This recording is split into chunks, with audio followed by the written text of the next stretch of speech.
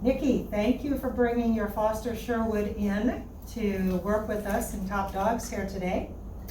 We wanted to work on crate training today. There are a number of reasons that we encourage people to crate train their dogs. Some of the real basic concepts, crate training is one of the most important tools to use in house training a dog. A dog who is comfortable in a crate can be very safely transported from one place to another. A crate gives a dog a nice, secure, den-like comfort space in a home. We can put a blanket over it, a big cushy blanket in it. It's their comfort place. We always want to make sure to address crate training in small, easy steps for the dog. One of the biggest mistakes people make is trying to go too fast and shutting a dog in a crate before they're ready for it. And suddenly the dog associates it with negatives rather than positives, and it backs you way up. So we'd rather go too slow than too fast. Makes sense. And we're going to take an approach today that we use with dogs that appear to be a little bit worried about the crate. Sometimes that's dogs that are worried about everything in general, that are they're a little bit hyper alert, a little bit shy, a little bit worried. Sometimes it's dogs who otherwise seem just great, but all of a sudden the crate kind of freaks them out. So we're going to take that approach today. Sounds great. Sounds good? Yeah. Okay, let's get going. Okay. Let's take Sherwood over to the crate. Now, we have the crate set up in what we're going to pretend this is, say, the living room. Okay. The TV room, the whatever. Some people make the mistake of thinking that your dog wants his crate in a quiet corner of a room that nobody ever uses. That's a mistake I made. Yeah, it's a mistake we've all made. No, they don't. They want to be where the family is. So we don't want them to think the crate is an isolation or, put in solitary confinement or something. So we're going to pretend this is like our family room, our living room. Okay. Now, some people might wonder, why do we have the crate flattened out like this? The reason for this is because, as we said before, Sherwood is a cautious dog, a little bit worried. A crate flat down like this is less intimidating than a set-up crate, okay? So what we're going to do to get him to show some interest in the crate is, we know Sherwood likes some treats, and we're going to train when he's hungry. And we're going to try to desensitize him to the crate as a whole, get him to associate it with something he likes. So we've got some treats here today. Let's see what he thinks. Sweetie, I got some chicken, I've got some string cheese.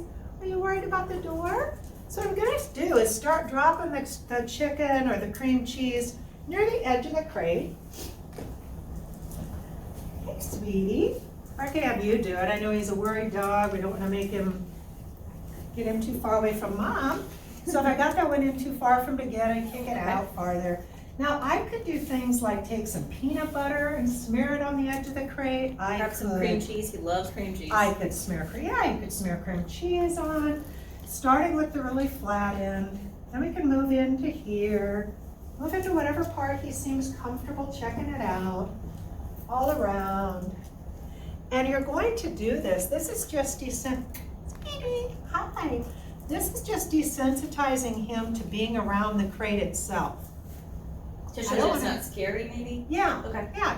And it depends on the individual dog how long you do this. Some people may have this in their living room. I could put his dish on here, have him eat off the dish.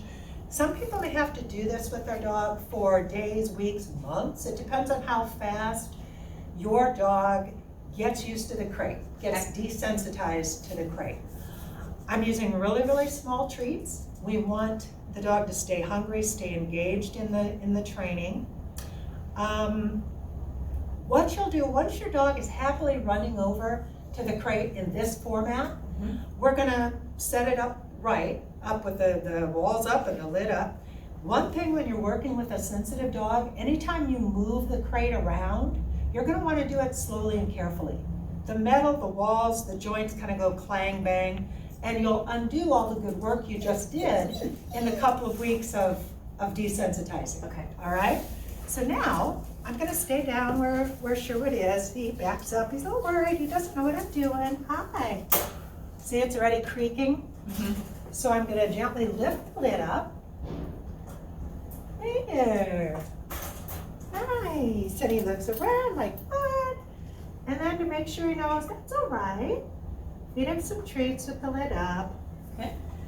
Then I'm gonna go to the side. Now see how I'm trying to keep it quiet?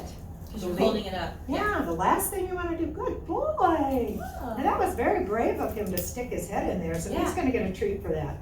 Okay, that For makes whatever sense. reason, okay? Now I try to quietly bring this up. Good boy. Yes, what a good boy. He's just getting random happy talk. Yes. That was very brave of you to come forward. Anytime he evidences any bravery, he just gets treats. Why not? More treats that fly out around the crate, the better. Here we go.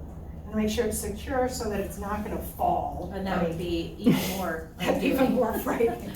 He'd be like, I know that thing was scary, I told you so.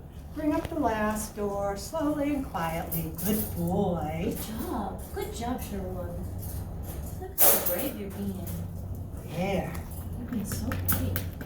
And with the door side, if you open the door itself, it gives you a little more give. Look at him being a Ooh. brave boy.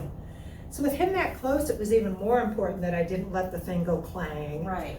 Oops, that's under the edge. You got it though.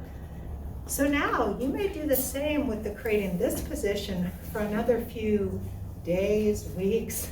You know, if a dog's really terrified of it, Right. it may be even longer. But many dogs progress really fast, as long as you don't push them farther than they're comfortable going. Okay. All right? Makes sense.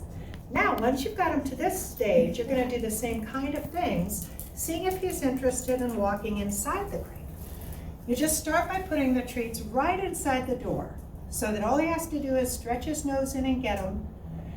And then see how he's brave by Yeah. stretching. Then I'm gonna reward him by dropping a treat back outside the Okay. crate. The stretching forward to reach the treat inside Mhm. takes a lot of courage on their part.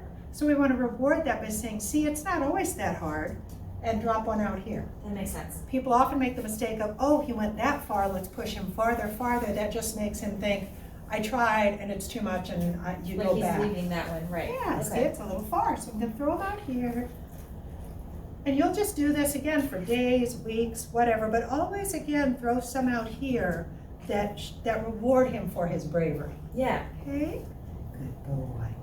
Now, he may not progress any farther today for us, but we'll talk about what you will do next. Okay. Even when you're not training, go ahead and leave the door of the crate open. Okay. I would secure it. Good boy. Boy. See, I'm gonna reward that bravery by some easy treats in the front. You never wanna push him. He Right. needs to feel like he's in control of whether he goes in or out. And now we're not gonna make too big a deal over him looking at that. He's thinking about it. Yeah. He's whoopsie. He's thinking about it. Because there's one treat that's not visible to the camera Yeah. that he's thinking He's about. trying to get. As long as he doesn't feel like it's gonna slam shut on him or fall on him. See, that's very brave. This is the most he's ever stepped in. That's very brave. Yeah. I'm excited for you then. And see, he gets rewarded by a bunch of them out here. What a good boy. And he got the one that wasn't visible. Just Yeah, so that- that's the one that was like, Yeah. I think I can. I Yeah. think I can. So you'll do this for days, for weeks, whatever it takes, hopefully just days. When you know you can advance is when you see him wandering, yes, there's one under there. When you see him wandering in the crate on his own, Mhm. looking for treats, is when you know, okay, we can advance a little farther. So we're gonna pause a minute and talk about the steps we take next, which are going to be, once he's brave enough to go in the crate on his own, you begin to shut the door just for a second, open it again, treat, treat, treat. Let him run in, let him run out. When he's going in looking at you like, yay, this is my happy place, shut, treat, treat, open the door. And you'll make that period of time that the door is shut longer, just incrementally. Now that's a big brave move on his part. That's very brave That's a of him. big, and I am out of treats just at the time he gives us his biggest performance. What a good boy.